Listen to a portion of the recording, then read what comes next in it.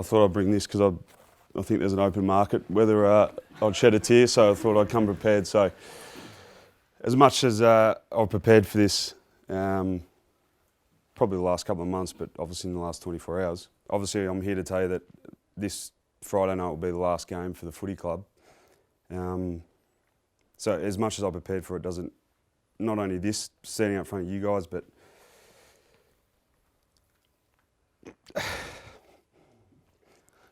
hearing the news from Whoosh,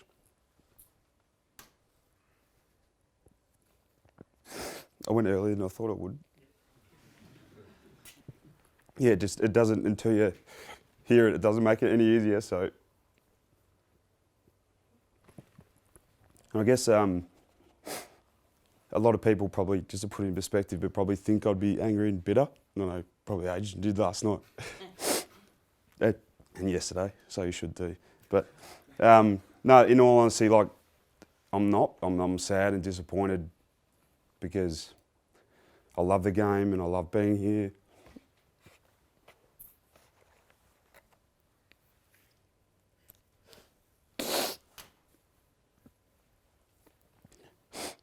And apart from not playing, which I love, and I love being around you boys in the footy club,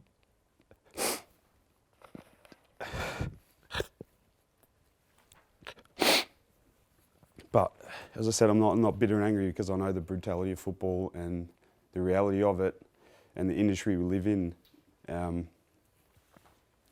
I respect the decision, and although I don't agree with it, but I know the reality of the situation and the decision they had to make, because I'd expect them to make the same decision if I was in your shoes and I'd just starting out my career, but great organisations and footy clubs are built off making tough decisions and hard decisions. So that's why I'm not bitter and angry, and I won't be, as much as probably people would think I'm going to go down swinging. But and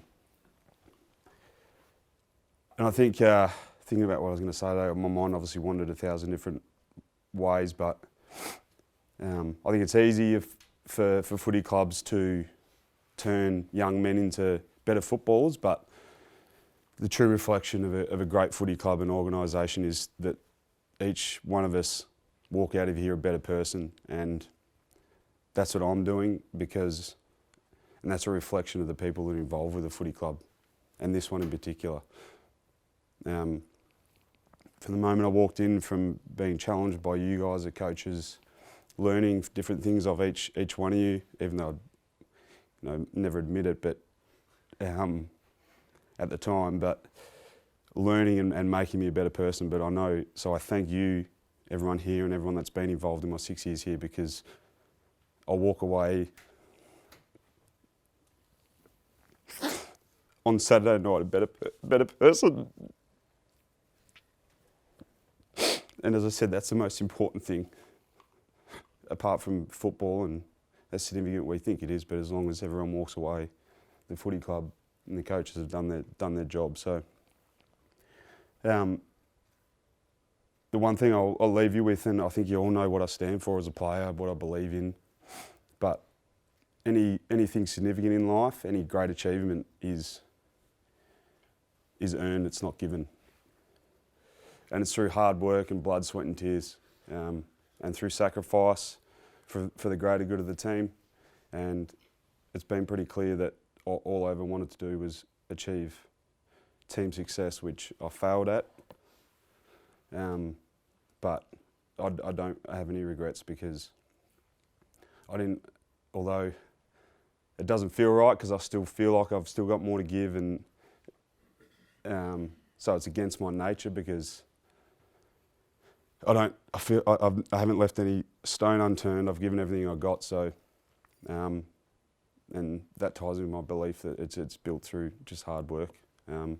So I don't know what I'm going to do next year and where that leads me, but I am, as disappointed and sad as I am now, I'm actually excited about the future. And as some of you know, I get excited about challenges and when people challenge me,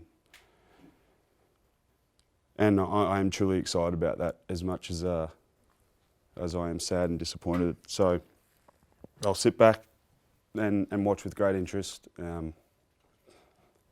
because again, as much as I probably don't show it sometimes, I do care about each one of you, and yeah, and I'll miss you all. So let's have fun on Friday night and have 1,000 beers afterwards. So thanks, boys.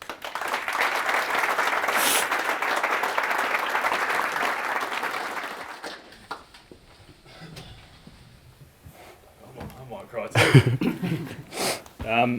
Yeah, I guess just quickly asked to say a few words about BJ. The way that BJ might be seen outside these four walls is so different to what I've known to love about him. I know me as a young player, when Brendon came to the club, he brought so many good things that I just hadn't seen before. The leadership, the standards that Dan spoke about was something that the club were really yearning for, and we were so lucky to get him across from St Kilda. And I guess the one thing that really has hit home for me is today, when hearing Brendon is not coming back, is that I'm just losing a great friend. He's a great person, he's a great family man, and I guess to not have him around next year is going to be hard, but just well done on such a fantastic career, and it speaks for itself, so many games at such a high level. And I know you might be a bit bitter that you didn't get the team success, but when you look back in a few years and you see what you've been able to do over such a long period of time, it's something that's really remarkable. So well done, mate. Thanks.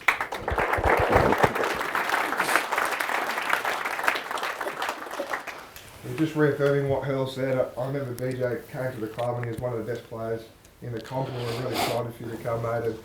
And, what we didn't expect is you showed us how to prepare, you showed us how to be a leader, you raised the standards of this football club like no one else has, and you should be really proud of that. And as Hurl said, your care for the club and for your teammates is hugely underrated, and something we all love about you. And while you didn't get the team success, you should take satisfaction. You left no stone unturned. You couldn't have done anything more, and you never complained once when things happen with the club that you couldn't have dreamt of or you couldn't have done anything about. You were always there for us. You never complained. You never felt sorry for yourself, and you just cared for us. And everyone in this room, all the other people who've been in this room before us, would appreciate that and do appreciate that. And you can take great satisfaction knowing the impact you've had on all our lives, not as footballers, but also as people. Thanks.